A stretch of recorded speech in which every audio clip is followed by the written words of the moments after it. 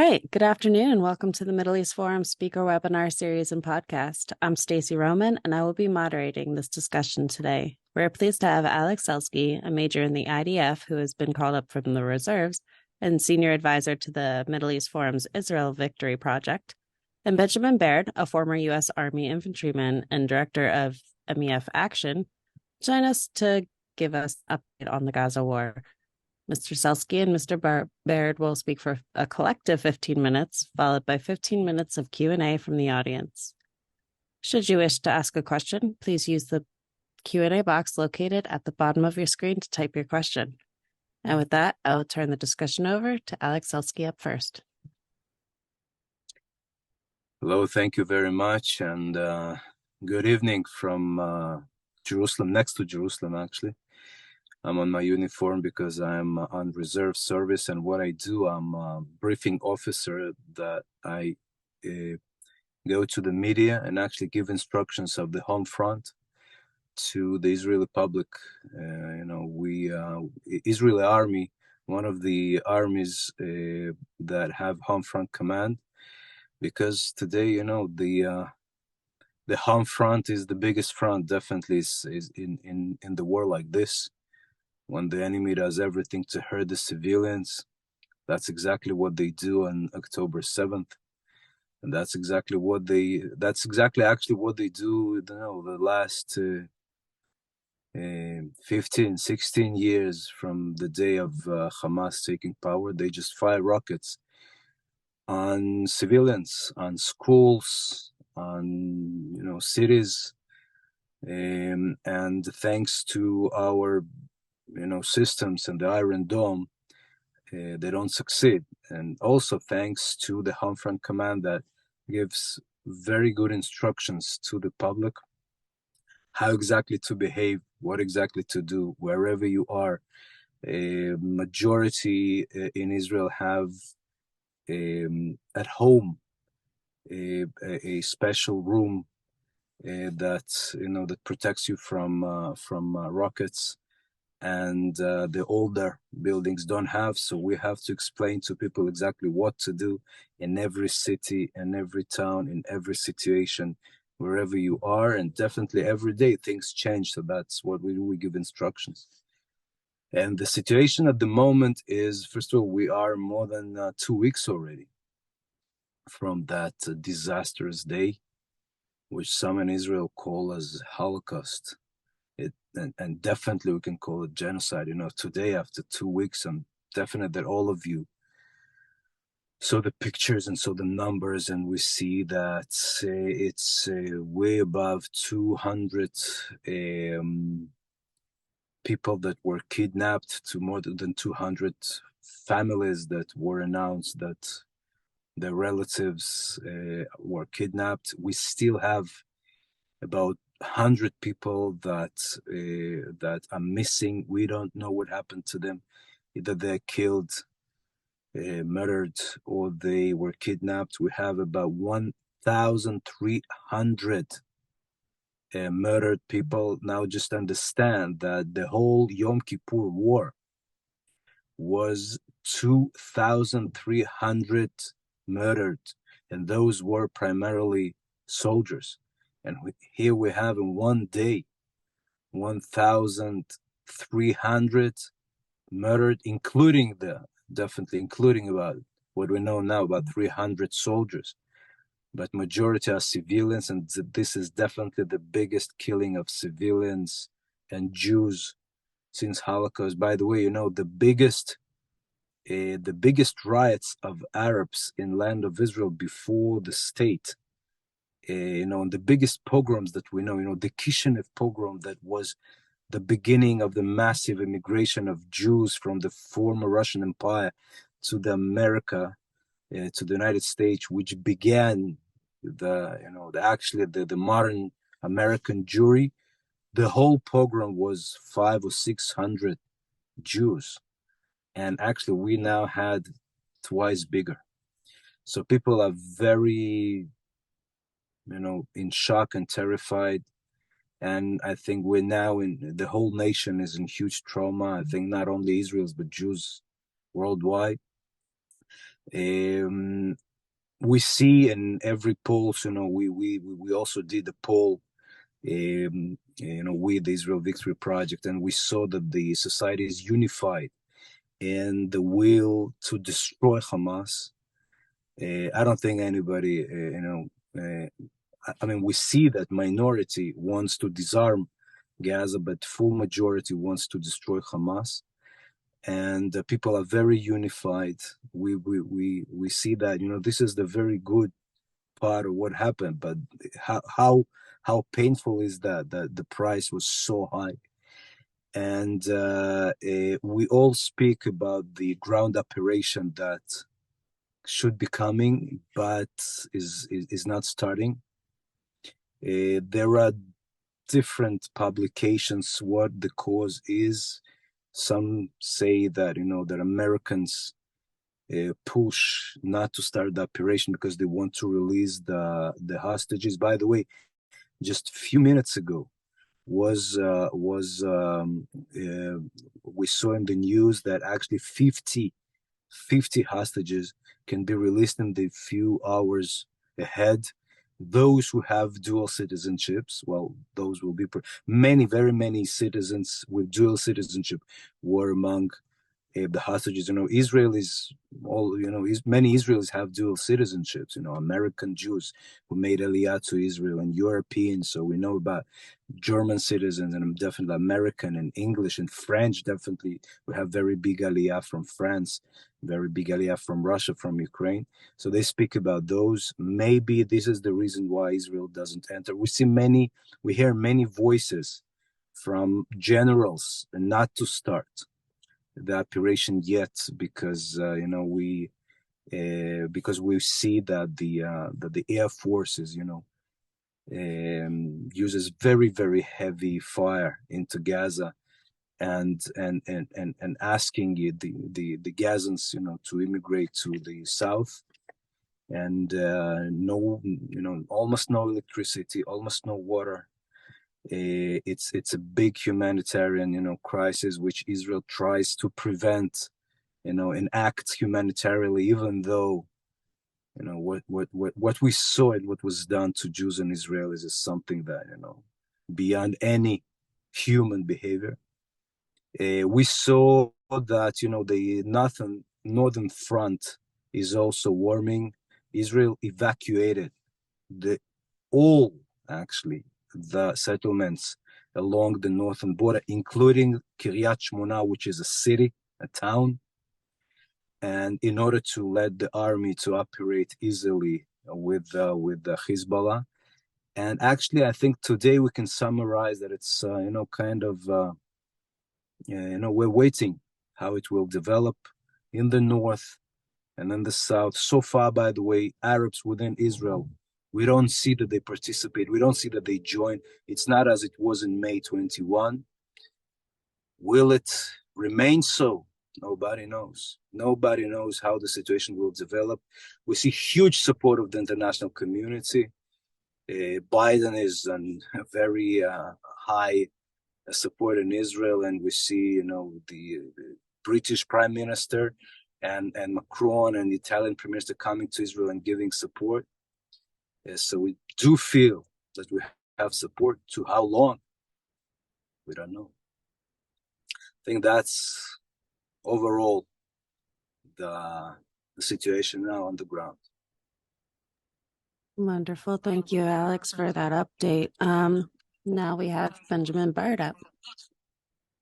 Thanks, Stacy. So I should probably start by saying that America's experiences fighting ground wars and urban operations in the Middle East can provide some very useful insights into the upcoming battle in Gaza.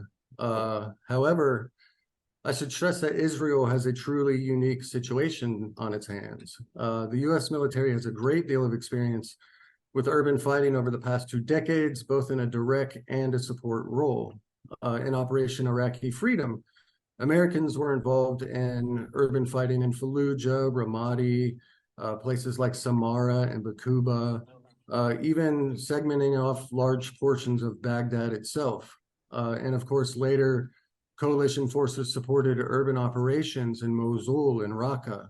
However, the situation facing the IDF promises to be far more complex and presenting unique dangers that really haven't been experienced to such an extent on the modern battlefield. The best way, I think, to illustrate this is by the numbers. Gaza City is roughly 20 square miles. It has approximately the same population as Mosul had in 2014, but Mosul has 3 times the land area. So Gaza is a very dense urban environment. Israeli intelligence estimates that there are around 30,000 Hamas fighters in Gaza. So to give an idea of what this means, the second larger battle, First Fallujah in 2004, Americans faced no more than around 4,000 enemy insurgents. The 4-month-long siege more recently in the Battle of Raqqa in 2017 also included an estimated 4,000 hardcore ISIS fighters. The closest number I think we can come to is Mosul in 2017, where ground forces faced as many as 13 to 16,000 enemy fighters. However, ISIS and groups like Al-Qaeda in Iraq and others, they didn't have 16 years to train, to equip themselves, to dig in and prepare for this IDF invasion. Hamas is a very advanced paramilitary fighting force. They've been trained and equipped by foreign militaries. And while most fighters are equipped with the jihadist standard issue AK-47 and RPG, Hamas fighters are expected to make use of very advanced anti-armor weaponry, use anti-personnel and anti-armor mines, and even use quadcopter drones against IDF. So we have a very unique and challenging situation when it comes to terrain in Gaza. Everybody, of course, has heard about the tunnel complexes underneath Gaza. There are about 300 miles of tunnel infrastructure that Hamas can use to stage ambushes and to use as a command and control hub. There are supposedly fortified fighting positions within these tunnels that really will represent a nightmare to IDF trying to clear them. There's something that soldiers refer to as the fatal funnel. This is a choke point where you are at your most vulnerable when being involved in clearing operations. You have no cover and concealment. Imagine, if you will, being in a 100-meter long tunnel with a fortified bunker at the very end of it. And the only way to move is forward without any cover and concealment. It presents a very big challenge for IDF. So moving above ground now, there's another problem, and that is the number of high-rise buildings throughout Gaza, mostly in central Gaza. There were approximately 60 buildings of 6 stories or higher prior to October 7. Now, many of these have since been reduced, but this is this is a threat that Americans and their allies never faced in places, for instance, like Mosul and Raqqa, where there were no buildings of this height. IDF can expect to face mines and improvised explosive devices throughout the battlefield. Some of these bombs will have the ability to penetrate armor.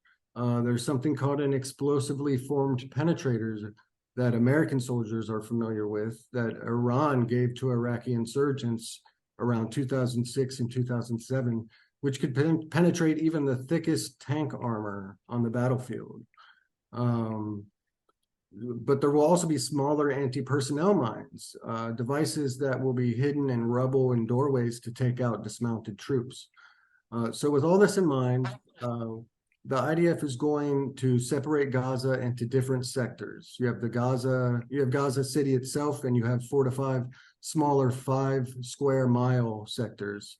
IDF generals will further divide Gaza City into neighborhoods and strategic zones that individual company-sized elements will be responsible for capturing and holding from Hamas terrorists. IDF are going to set up inner cordons. That is, they're going to encircle each of these zones to stop the enemy from trying to flee. But they will also set up larger outer cordons where they will keep enemy from joining the fight and reinforcing their Hamas terrorist buddies inside of the cordon. This presents its own threat. Of course, our viewers may be familiar with the term circular firing squad, which is a rather self-defeating battle formation. This isn't the same thing exactly. With a cordon, you have forces that are separated by great distances. There are interceding buildings and terrain features to mitigate friendly fire. But it's not without threats, especially when you throw in close air support, artillery, and the use of heavy armor. So friendly fire is definitely going to be something that commanders are going to have to try to avoid. So with cordons established, each IDF unit is going to move into Gaza City, and they're going to slowly advance street by street, house by house. There's some debate as to whether Israel, as to where exactly Israel will concentrate its forces. I suspect they may move in from the north, which allows greater freedom of movement for armor and armored personnel carriers. But in any case, it will be a deliberate, highly choreographed operation. This is how maneuver operations are handed out. You'll have friendly units that will reach certain phase lines and objectives, and when they reach these, it will trigger other follow-on actions to take place. So ultimately, the goal is for IDF to defeat the military and governing capabilities of Hamas. This includes more than simply killing bad guys. They're going to have to take and hold key infrastructure and protect the whatever governing body comes to replace the Hamas terrorist regime. This may require walling off parts of the city and creating elaborate traffic control points. The goal overall is to avoid a protracted insurgency where surviving Hamas terrorists or some other successor group wages an insurgency against the transitional government, a la Iraq or Afghanistan. I don't think this will be the case here simply because Hamas lacks the ability to move about freely outside of the Gaza Strip. It can't move to another city or country, lick its wounds, and come back to fight for another day. Despite these challenges, I think that the Israeli military is up to the task. They're fighting fanatical jihadists, yes. But for Israel, I think this is an existential threat, and I think that the IDF recognizes this as a pivotal moment in which to permanently defeat a terrorist force, Hamas. IDF are among the most highly advanced fighting force on the planet, and I think it will achieve victory through force of arms, through willpower, and through its fighting spirit. Thank you. All right. Thank you so much, Ben, for that. First up, the question is for Alex, I believe. So Michael Fried asked about the hostages being released to the Red Cross. How will these offers of the released hostages affect the IDF entering Gaza? Oh, sorry, you're muted. Well, that's a very good question. I think that this is one of the biggest dilemmas here in Israel. How we enter the Gaza with ground operation. If we do so, we risk our hostages. And on the other hand, how you not enter, right? It's a huge dilemma, and we're Jews. Life is the highest value for Jews, and life of everyone. We once had, I think, some webinars speaking about that, or about the origins, why for Jews, every life of everyone is so highly, important, because I remind you that, for 2,000 years, we've been living not in a state, but in small communities. Okay. And one life of a Jew was something very valid because, you never thought as a nation, you thought as families and communities. And that's among definitely the value of life that comes from Jewish philosophy. So it's a huge, huge dilemma.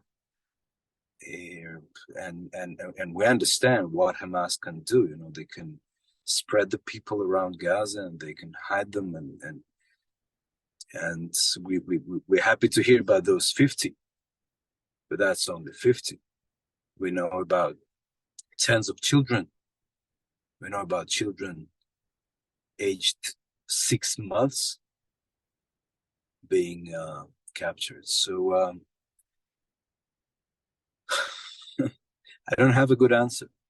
I don't have a good answer because it's a huge dilemma, and I don't think that there is a good answer.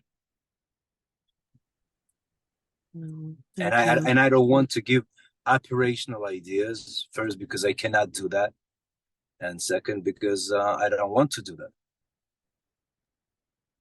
Absolutely. Thank you.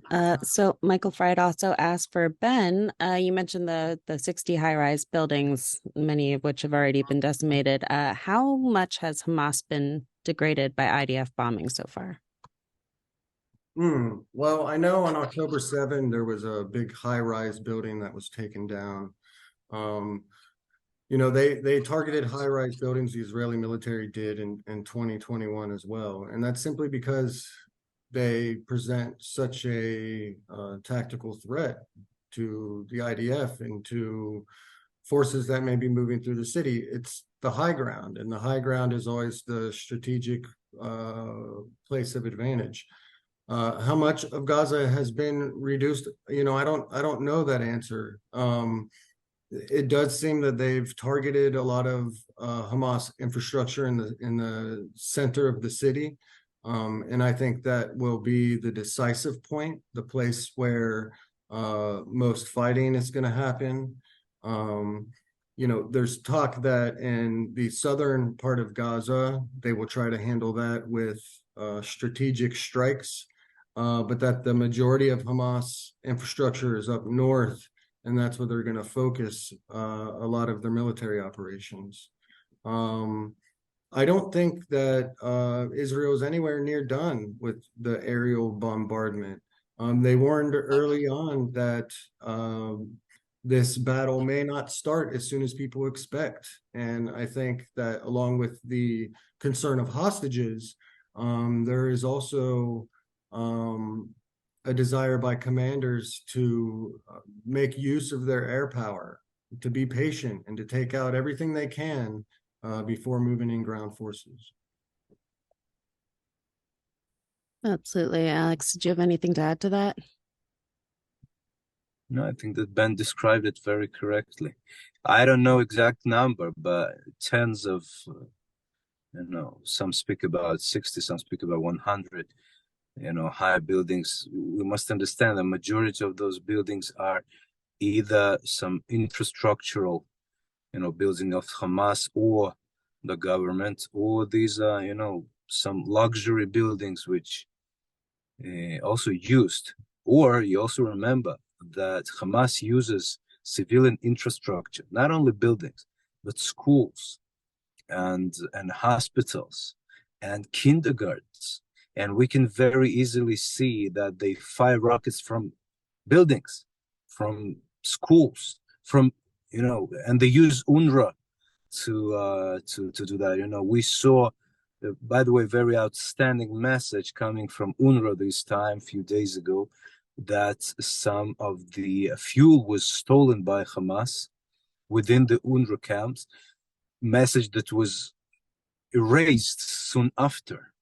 Yeah, we can suppose why, right? But we know that all you know, all these years. By the way, a huge another crisis that we all you know, experienced a few days ago is this firing of a rocket on the hospital, right? Which all the world immediately blamed Israel, but Israel showed that this was a missile of Hamas that shoot into the hospital. And by the way, you know, they lie on everything. You know, their propaganda is, you know, not a word of truth.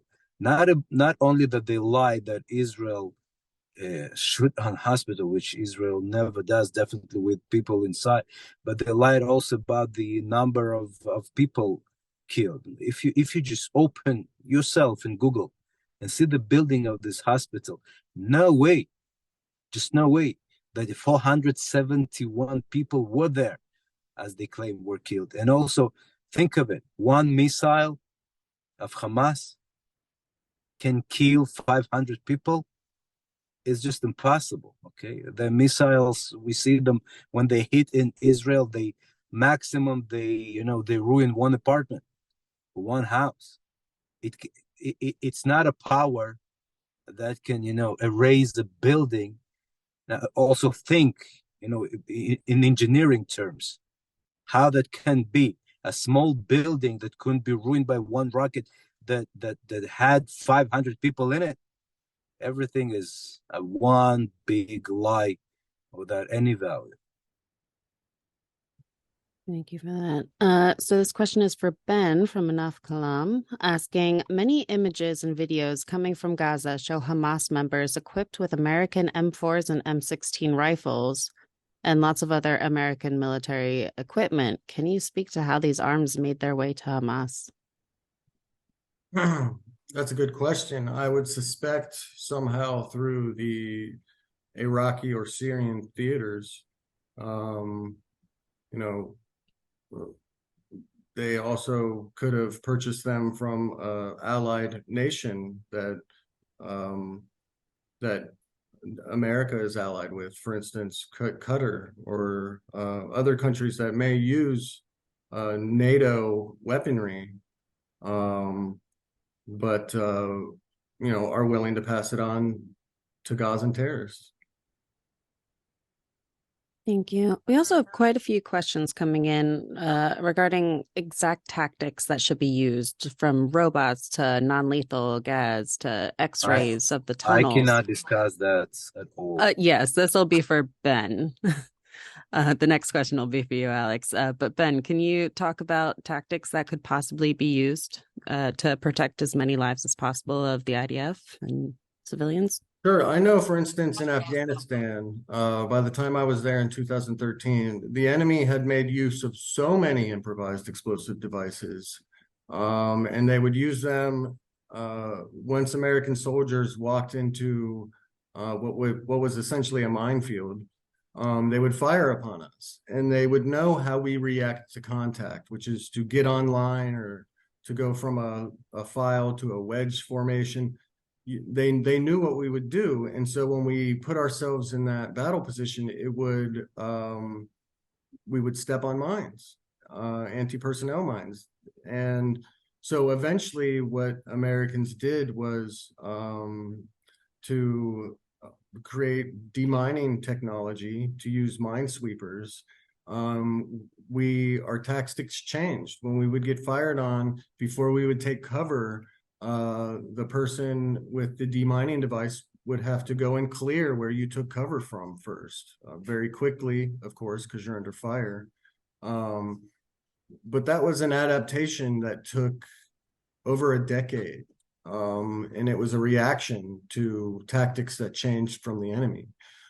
As far as using, for instance, sleeping gas in tunnels, I think that can be effective. I would suspect that Hamas employs gas masks, which are usually used in tunnel and trench type situations.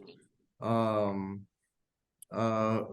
it's worth trying. They may not have the equipment to protect everyone in those tunnels. So I think you'll see the IDF use these kind of alternative tactics to make use of technologies that really haven't been used on the battlefield before.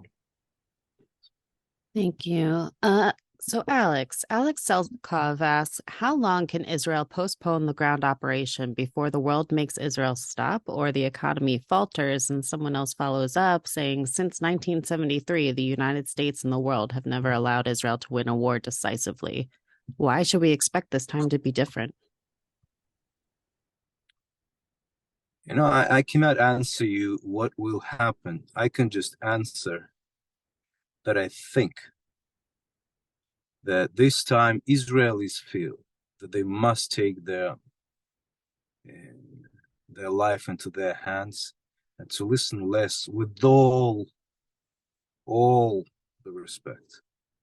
But it's something that we understand that this is a war for our home, and this is a war for survival, because if we don't do it now, I think that all the enemies will all think that they can do that next time, and we we're in trauma of what we saw, and we cannot let others do what they did again.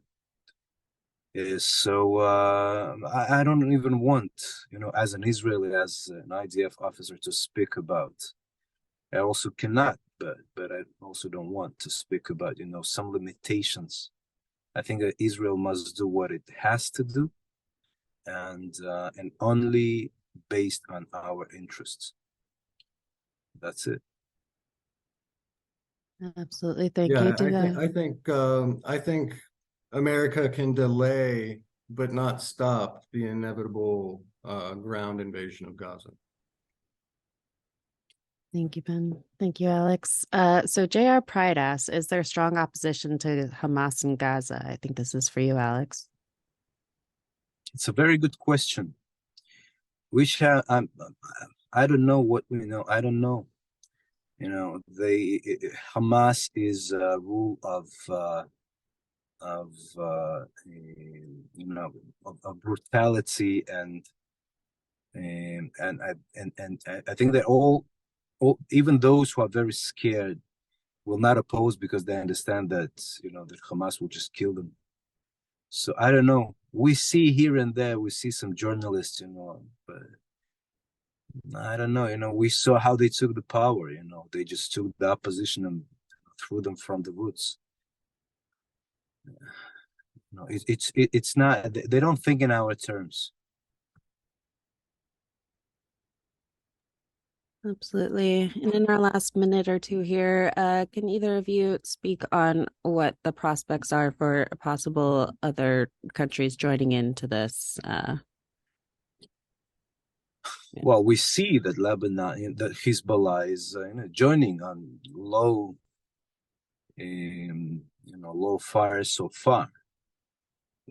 By the way, I didn't mention, but we saw firing of a rocket from Yemen, which was stopped by American systems in the Red Sea. But we don't think that that Yemen has really firing capabilities to hurt Israel. But it's it's showing of that they're capable, willing, or willing to show that they're capable to open other fronts. I don't know. I really don't know. We deal with situation that can develop rapidly and differently from what we can expect. Absolutely. Thank you. How about you, Ben? Do you have any input there? Sorry, you're muted. Thank you. Just my personal opinion is that although Iran is responsible for what happened on October 7, Iran does not want this to turn into a wider war. I don't think that they knew the specifics of what happened. They're in the middle of negotiations with the United States. So if I were to guess, I don't think that Hezbollah will get into this in any meaningful way, but I dread being proven wrong. As we all do. I just want to remind you that Hezbollah in Lebanon is also very dependent on Lebanon, and Lebanon is a failed state with very, very failed economy. If they take another step, they definitely understand that they can step into from failed economy to just non-existence as a state after really Israeli big reaction. They remember 2006. Are they rational? Are they not? I don't know. I cannot discuss that widely and uniform. Absolutely. Well, thank you both so much for joining us and giving us that update. I wish it was happier news, but I guess we'll keep going strong. Thank you. Right. We'll win. We don't have another choice. There's no other option. For our viewers, please join us Wednesday at 3 p.m. Eastern for Israel Insider with Ashley Perry. Thank you all for joining, and I hope you have a wonderful day. Thank you.